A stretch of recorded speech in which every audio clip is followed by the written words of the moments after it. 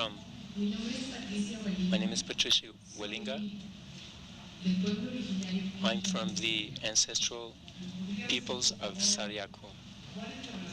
Can you tell us what is the relationship of the indigenous peoples with Mother Earth? Its relationship of balance, its relationship of intimacy and respect.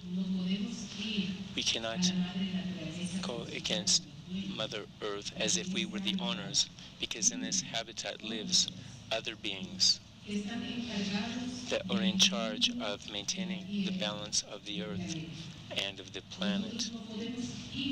We cannot go there as human beings to generate unbalance. We commit an error by thinking that the destruction of an ecosystem or of a habitat affects only the ones who live there. It affects at a global scale. It affects at a world level. That's the reason why there are so many sicknesses now. That's why the world is sick. Can you tell us from your point of view what you consider Mother Earth or Mother Nature?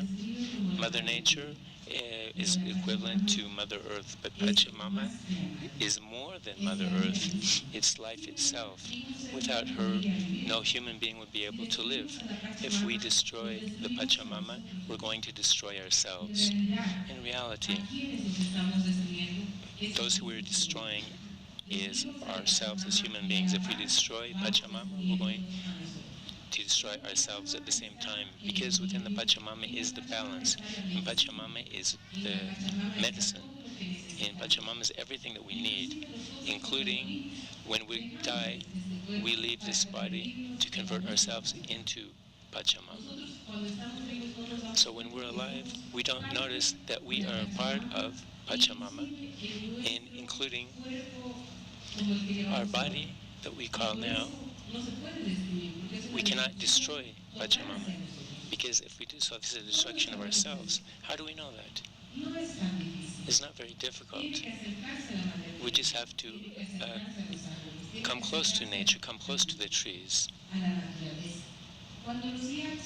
When our wise people, when our medicine and cure people, they use these energies from the trees and from the jaguar and the eagles and all of these animals, because all of these, they are in charge of maintaining balance. So if they start to disappear, these species, then there's going to start to be an unbalanced situation. We know this from our traditions that tell us that we need to have respect for each one of these beings. If we're hunters, we cannot hunt just to hunt. We have to gather what is needed just for our needs. If we're going to make a farm or a garden, we can't make a monoculture and become predators. We have to use what we really need, and allow the other beings to regenerate, to be able to use it again. That's the reason why in the Amazon jungle, each family has their own areas for cultivating, where we rotate our farms. We cultivate here, and then we just use what is needed, and that's the reason we have so much primary rainforest. Could you make reference to how the Western world relates to Mother Nature and how the indigenous people relate to nature, to see if one of these ways of living, it violates the rights of Mother Nature? Indigenous people relates with much respect. The Western world says, this is mine and this I can use. And that's the reason they say that the Indians are lazy. We're not. So this doesn't matter if we're talking about a lake. It doesn't matter who dies or who is affected. I'm not just talking about the death of animals or of ants. I'm talking about the animals of living beings that serve a fundamental purpose for the balance of nature. So this generates that we can dry up lakes, or that we can use pesticides to continue producing. In this context, there's a lot of violations. When an ecosystem is lost, we don't know how many species are lost. The indigenous peoples are not counting this. We know this. because we know that there are protective beings, that with them we need to work with them very carefully to avoid sicknesses and misfortune. Otherwise, we're going to have great disbalances that's going to have serious consequences. When we talk about the rights of nature and we go against them, we don't notice that we're going against ourselves as human beings. When an ecosystem disappears, when a jaguar disappears, or when a boa constrictor dies because of the bad smells of the oil development, or when the fish leave or the animals disappear, then who does this affect in the end? This affects human beings. These small details the indigenous peoples have within us, they are not taken into account.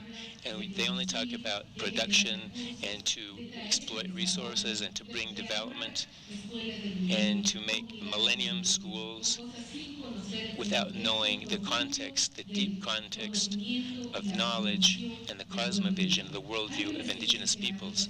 So this is a very systematic process that is violating our collective rights and our habitat. So we're experts in our territory. It's not that we don't know our area or our space. We know exactly what we have and what produces there and where we should not go and where we should not be washing with soap, where we can't go with strange substances. We know of the ecosystems and the places where we never go to because our medicine people go only for special reasons. Because when we do, we see the immediate reaction or response of nature.